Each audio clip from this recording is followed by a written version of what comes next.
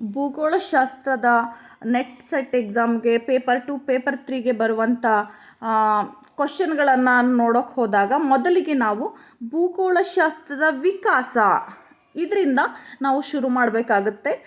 ಇದು physical geography ಪ್ರಾಕೃತಿಕ ಭೂಗೋಳಶಾಸ್ತ್ರದಲ್ಲಿ ಬರುವಂಥದ್ದು. ನೀವು ಮೊದಲಿಗೆ ಓದನ್ನು ಶುರು ಮಾಡಿದಾಗ ಮೊದಲಿಗೆ ಭೂಗೋಳಶಾಸ್ತ್ರದ ವಿಕಾಸದಿಂದ ನೀವು ಶುರು ಮಾಡಬೇಕಾಗುತ್ತೆ. ಇದನ್ನು ನಾವು ಓದಬೇಕಾದ್ರೆ ಇದನ್ನು 3 ಪೀರಿಯಡ್ಸ್ ಆಗಿ ವಿಂಗಡಣೆ ಮಾಡಿ ಹೇಳುವಂಥದ್ದು. ಪುರಾತನ ಕಾಲ, ಮಧ್ಯಯುಗ, ಆಧುನಿಕ ಯುಗ ಅಂತ ನಾವು ಇದನ್ನು ವಿಂಗಡಣೆ ಮಾಡಿ ಓದ್ತಾ ಹೋಗ್ತೀವಿ. ಭೂಗೋಳಶಾಸ್ತ್ರದ ವಿಕಾಸ ಪುರಾತನ ಕಾಲದಲ್ಲಿ ಹೇಗೆ ಇತ್ತು, ಮಧ್ಯಯುಗದಲ್ಲಿ, ಆಧುನಿಕ ಯುಗದಲ್ಲಿ ಏನೆಲ್ಲ ಬದಲಾವಣೆ ಆಯಿತು ಅನ್ನೋದನ್ನು ನೀವು ತಿಳ್ಕೋಬೇಕಾಗತ್ತೆ.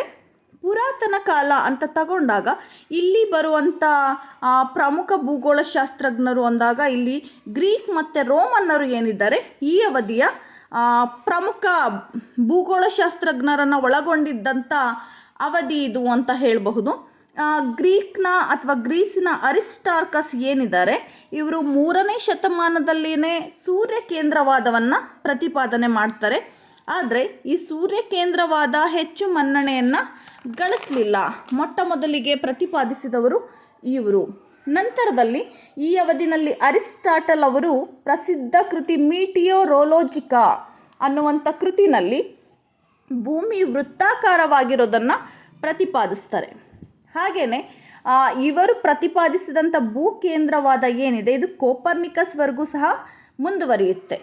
ಈ ಅವಧಿನಲ್ಲಿ ಇದ್ದಂಥ ಇನ್ನಿತರ ಪ್ರಮುಖ ಭೂಗೋಳಶಾಸ್ತ್ರಜ್ಞರು ಅಂದಾಗ ಹೆರೋಡಟಸ್, ಎರಟಾಸ್ತನೀಸ್, ರೋಮ್ನ ಟಾಲಮಿ ಮತ್ತು ಸ್ಟ್ರಾಬೋ. ಇದರಲ್ಲಿ ಎರಟಾಸ್ತನೀಸ್, ಗ್ರೀಕ್ನ ಎರಟಾಸ್ತನೀಸ್ ಏನಿದ್ದಾರೆ ಇವರನ್ನು ನಾವು ಭೂಗೋಳಶಾಸ್ತ್ರದ ಪಿತಾಮಹ ಅಂತ ಕೂಡ ಕರಿತೀವಿ. ಗ್ರೀಕ್ ಭಾಷೆಯ ಜಿಯೋ ಮತ್ತು ಗ್ರಫೀನ್ ಅನ್ನೋ 2 ಪದಗಳಿಂದ ಜಿಯೋಗ್ರಫಿ ಅನ್ನೋ ಪದವನ್ನು ಹುಟ್ಟು ಹಾಕಿದವರು ಎರಟಾಸ್ತನೀಸ್ ಅವರು.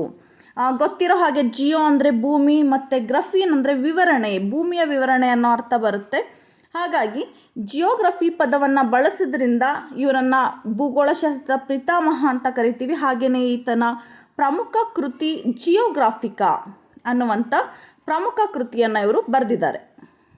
ನಂತರದಲ್ಲಿ ಟಾಲಮಿ ಏನಿದ್ದಾರೆ ಇವರು ನಕ್ಷಾಶಾಸ್ತ್ರದ ಆರಂಭಕ್ಕೆ ಕಾರಣವಾಗಿದ್ದಾರೆ.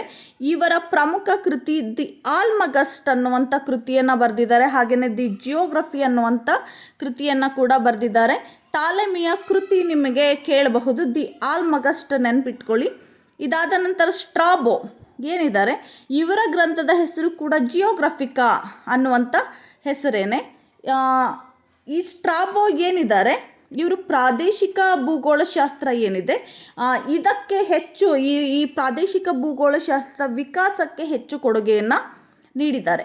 ಇವರಿಷ್ಟು ಕೂಡ ಪುರಾತನ ಕಾಲದಲ್ಲಿ ಇದ್ದಂಥ ಭೂಗೋಳಶಾಸ್ತ್ರಜ್ಞರು ಅಂತ ಹೇಳ್ಬೋದು.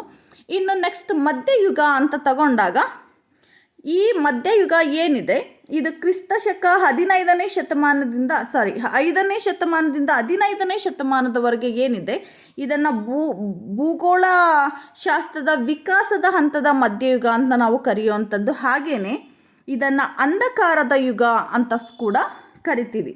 ಯಾಕಂದರೆ ಈ ಅವಧಿನಲ್ಲಿ ಭೂಗೋಳಶಾಸ್ತ್ರದ ಕುರಿತಾಗಿ ಹೆಚ್ಚು ವಿಕಾಸ ಹೊಂದಿದ್ದು ಅಥವಾ ಅನ್ವೇಷಣೆಗಳಾಗಿದ್ದು ಕಡಿಮೆ ಆಗಿದ್ದರಿಂದ ಇದನ್ನು ಅಂಧಕಾರದ ಯುಗ ಅಂತ ಕರಿತೀವಿ. ಈ ಅವಧಿನಲ್ಲಿ ಬರುವಂಥವರು ಹೆಚ್ಚಾಗಿ ಅರಬ್ ಭೂಗೋಳಶಾಸ್ತ್ರಜ್ಞರು ಏನಿದ್ದಾರೆ ಇವರು ಈ ಮಧ್ಯಯುಗದಲ್ಲಿ ಬರುವಂಥದ್ದು. ಪ್ರಮುಖ ಭೂಗೋಳಶಾಸ್ತ್ರಜ್ಞರು ಈ ಅವಧಿಯವರು ಅಂದಾಗ ನಿಕೋಲೋ ಪೋಲೋ ಮತ್ತು ಮಾರ್ಕೋ ಪೋಲೋ ಇವರು ಏನಿದ್ದಾರೆ ಚೈನಾ ದೇಶದಲ್ಲಿ ಸಂಚಾರ ಮಾಡಿ ಅಲ್ಲಿನ ಪ್ರದೇಶಗಳ ವಿವರಣೆಯನ್ನು ಇವರು ಪ್ರಚಾರಗೊಳಿಸ್ತಾರೆ. ಹಾಗಾಗಿ ಇವರು ಭೂಗೋಳಶಾಸ್ತ್ರಕ್ಕೆ ಇವರು ಸಹ ಕೊಡುಗೆ ನೀಡಿದ್ದಾರೆ. ಹಾಗೆಯೇ ಆಲ್-ಮಸೂದಿ, ಆಲ್-ಬರೂನಿ, ಆಲ್-ಇದ್ರಿಸಿ, ಇಬ್ನ್ ಬಟೂಟಾ, ಇಬ್ನ್ ಖಾಲ್ದೂನ್ ಈ 5 ಜನ ಏನಿದ್ದಾರೆ ಪ್ರಮುಖ ಅರಬ್ ಭೂಗೋಳಶಾಸ್ತ್ರಜ್ಞರು. ಈ 5 ಜನ ಸಹ ಒಂದೊಂದು ಪುಸ್ತಕದಲ್ಲಿ ಭೌಗೋಳಿಕ ಪ್ರದೇಶಗಳ ವಿವರಣೆಯನ್ನು ನೀಡಿದ್ದಾರೆ. ಇದು ಈ 5 ಜನರಲ್ಲಿ ಒಬ್ಬರ ಪುಸ್ತಕ ಯಾವುದು ಅಂತ ಅಥವಾ ಈ 5 ಜನರ ಬಗ್ಗೆ ಒಂದು ಪ್ರಶ್ನೆ ಅಂತೂ ಇದ್ದೇ ಇರುತ್ತೆ. ಇದು ಮುಂದೆ ಹ್ಯೂಮನ್ ಜಿಯೋಗ್ರಫಿನಲ್ಲಿ ಇವ್ರ ಬಗ್ಗೆನೇ ವಿವರಣೆ ಹೇಳಬೇಕಾದ್ರೆ ಅದನ್ನು ಹೇಳ್ತೀನಿ. ಇನ್ನು ನೆಕ್ಸ್ಟ್ ಆಧುನಿಕ ಯುಗ ಅಂತ ತಗೊಂಡಾಗ ಇದನ್ನು ಭೌಗೋಳಿಕ ಅನ್ವೇಷಣೆಯ ಯುಗ ಅಂತ ನಾವು ಕರೆಯುವಂಥದ್ದು. ಈ ಅವಧಿನಲ್ಲಿ ಕೊಲಂಬಸ್ ಅಮೇರಿಕಾ ಖಂಡವನ್ನು ತಲುಪ್ತಾರೆ. ಹಾಗೆಯೇ ವಾಸ್ಕೋಡಗಾಮ ಕಲ್ಲಿಕೋಟೆಯನ್ನು, ಭಾರತದ ಕಲ್ಲಿಕೋಟೆ ತಲುಪುವಂಥದ್ದು. ಮೆಗಲನ್ ದಕ್ಷಿಣ ಅಮೇರಿಕಾವನ್ನು ಕಂಡುಹಿಡಿದ್ರೆ ಕ್ಯಾಪ್ಟನ್ ಕುಕ್ ಆಸ್ಟ್ರೇಲಿಯಾ ನ್ಯೂಜಿಲೆಂಡನ್ನು ಕಂಡುಹಿಡಿತಾರೆ. ಹಾಗೆಯೇ ದಕ್ಷಿಣ ಧ್ರುವ ಮತ್ತು ಉತ್ತರ ಧ್ರುವವನ್ನು ಈ ಅವಧಿನಲ್ಲಿ ಸಂಶೋಧನೆ ಮಾಡ್ತಾರೆ. ರಾಬರ್ಟ್ ಎಡ್ವರ್ಡ್ ಪಿಯರಿ ಅನ್ನೋಂಥವ್ರು 1909ರಲ್ಲಿ ಉತ್ತರ ಧ್ರುವವನ್ನು ಕಂಡುಹಿಡಿದ್ರೆ ಅಮುಂಡ್ಸನ್ ರೊನಾಲ್ಡ್ ಅನ್ನೋಂಥವ್ರು 1911ರಲ್ಲಿ ದಕ್ಷಿಣ ಧ್ರುವವನ್ನು ಅನ್ವೇಷಣೆ ಮಾಡ್ತಾರೆ. ಹಾಗಾಗಿ ಈ ಅವಧಿಯನ್ನು ಭೌಗೋಳಿಕ ಅನ್ವೇಷಣೆ ಯುಗ ಅಂತ ಕರಿತೀವಿ. ಹಾಗೆಯೇ ನಿಕೋಲಸ್ ಕೋಪರ್ನಿಕಸ್ ಅವರು ಏನಿದ್ದಾರೆ ಸೂರ್ಯ ಕೇಂದ್ರವಾದವನ್ನು ಪ್ರತಿಪಾದನೆ ಮಾಡ್ತಾರೆ. ನಿಕೋಲಸ್ ಕೋಪರ್ನಿಕಸ್ ಅವರು ಸೂರ್ಯ ಕೇಂದ್ರವಾದವನ್ನು ಪ್ರತಿಪಾದಿಸ್ತಾರೆ. ಹಾಗಾಗಿ ಮೊದಲು ಅರಿಸ್ಟಾರ್ಕಸ್ ಪ್ರತಿಪಾದನೆ ಮಾಡಿದ್ರು ಮನ್ನಣೆ ಗಳಿಸಿರಲ್ಲ. ಸೂರ್ಯ ಕೇಂದ್ರವಾದ ಅಂತ ತಗೊಂಡಾಗ ಕೋಪರ್ನಿಕಸ್ ಅಂತಲೇ ನಾವು ಹೇಳಬೇಕಾಗುತ್ತೆ. ಇದಾದ ನಂತರ ಮರ್ಕೇಟರ್ ಅವರು ನಕ್ಷಾ ಪ್ರಕ್ಷೇಪ ರಚನೆ ಮಾಡ್ತಾರೆ. ಇದನ್ನು ಕಾಸ್ಮೋಗ್ರಫಿಯಾ ಅಂತ ಕೂಡ ಕರೀತಾರೆ. ಹಾಗೆಯೇ ವರೇನಿಯಸ್ ಅಂತ ಒಬ್ಬರೊಬ್ಬರು ಭೂಗೋಳಶಾಸ್ತ್ರಜ್ಞರು ಬರ್ತಾರೆ. ಇವರ ಪ್ರಮುಖ ಗ್ರಂಥ ಜಿಯೋಗ್ರಫಿಯಾ ಜನರಲಿಸ್ ಅಂತ.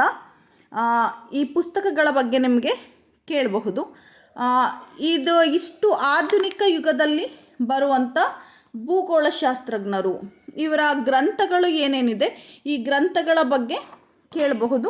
ಅದಾದ ನಂತರ ಈ ಅವಧಿಯ ಪ್ರಮುಖ ಭೂಗೋಳಶಾಸ್ತ್ರಜ್ಞರಲ್ಲಿ ಅಲೆಕ್ಸಾಂಡರ್ ವಾನ್ ಹಂಬೋಲ್ಟ್ ಮತ್ತು ಕಾರ್ಲ್ ರಿಟ್ಟರ್, ಇವರಿಬ್ಬರಲ್ಲಿ ಒಬ್ಬರ ಬಗ್ಗೆ ಒಂದು ಪ್ರಶ್ನೆ ಕೇಳ್ತಾರೆ. ಇವರಿಬ್ಬರ ಗ್ರಂಥಗಳ ಬಗ್ಗೆ. ಇದರಲ್ಲಿ ಹಂಬೋಲ್ಟ್ ಏನಿದ್ದಾರೆ ಇವರ ಪ್ರಮುಖ ಗ್ರಂಥ ಕಾಸ್ಮಸ್ ಅಂತ. ಹಾಗೆಯೇ ಕಾರ್ಲ್ ರಿಟ್ಟರ್ ಏನಿದ್ದಾರೆ ಏಡ್ಕುಂಡೆ ಅನ್ನುವಂಥ ಗ್ರಂಥ. ಇದರಲ್ಲಿ ಕಾಸ್ಮಸ್ ಗ್ರಂಥದ ಬಗ್ಗೆ ಹೆಚ್ಚು ಸಲ ಪ್ರಶ್ನೆಗಳು ರಿಪೀಟ್ ಆಗಿದೆ. ಅಲೆಕ್ಸಾಂಡರ್ ವಾನ್ ಹಂಬೋಲ್ಟ್ ಅವರು ಬರೆದಿರುವಂಥ ಕಾಸ್ಮಸ್ ಅನ್ನುವಂಥ ಪ್ರಸಿದ್ಧ ಗ್ರಂಥ. ಇದು ಒಂದನ್ನು ನೆನಪಿಟ್ಕೊಳ್ಳಿ. ಹಾಗೆಯೇ ಕ್ಲೈಮೆಟಾಲಜಿ ಅನ್ನುವಂಥ ಪದವನ್ನು ಕೂಡ ಮೊದಲಿಗೆ ಬಳಸಿರುವಂಥವರು ಹಂಬೋಲ್ಟ್ ಅವರು. ಹಾಗೆಯೇ ಜುಸಮನ್ ಹ್ಯಾಂಗ್ ಅನ್ನುವಂಥದ್ದನ್ನು ಸಹ ಆ ಪದವನ್ನು ಬಳಸಿರುವಂಥವರು ಸಹ ಹಂಬೋಲ್ಟ್ ಅವರೇನೆ. ಪರಸ್ಪರ ತೂಗಾಡುವಿಕೆ ಅನ್ನುವ ಅರ್ಥವನ್ನು ಬರುತ್ತೆ. ಜುಸಮನ್ ಹ್ಯಾಂಗ್ ಈ ಪದ ಬಳಸಿರುವಂಥವರು ಸಹ ಹಂಬೋಲ್ಟ್ ಅವರು. ಇದಿಷ್ಟು ಸಹ. ಹಾಗೆಯೇ ಈ ಅವಧಿನಲ್ಲಿ ಡಾರ್ವಿನ್ನ ಜೀವ ವಿಕಾಸವಾದ ಕೂಡ ಈ ಆಧುನಿಕ ಯುಗದಲ್ಲೇ ಕಂಡುಬರುವಂಥದ್ದು. ಇದಿಷ್ಟು ಸಹ ನಿಮಗೆ ಭೂಗೋಳಶಾಸ್ತ್ರದ ವಿಕಾಸದ ಬಗ್ಗೆ. ಉಳಿದಂತೆ ಇನ್ನಷ್ಟು ಭೂಗೋಳಶಾಸ್ತ್ರಜ್ಞರು ಇದ್ದಾರೆ. ಮುಂದಿನ ಪಠ್ಯಗಳಲ್ಲಿ ಅವರು ಮತ್ತು ಅವರ ಗ್ರಂಥಗಳು ಅವ್ರ ಬಗ್ಗೆ ಡೀಟೇಲ್ ಆಗಿ ವಿವರಣೆಗಳು ನಿಮಗೆ ಸಿಗುತ್ತೆ. ಈಗ ಸ್ಟಾರ್ಟಿಂಗ್ ಭೂಗೋಳಶಾಸ್ತ್ರ ವಿಕಾಸ ಓದುವಾಗ ಇಷ್ಟು ಸಾಕು.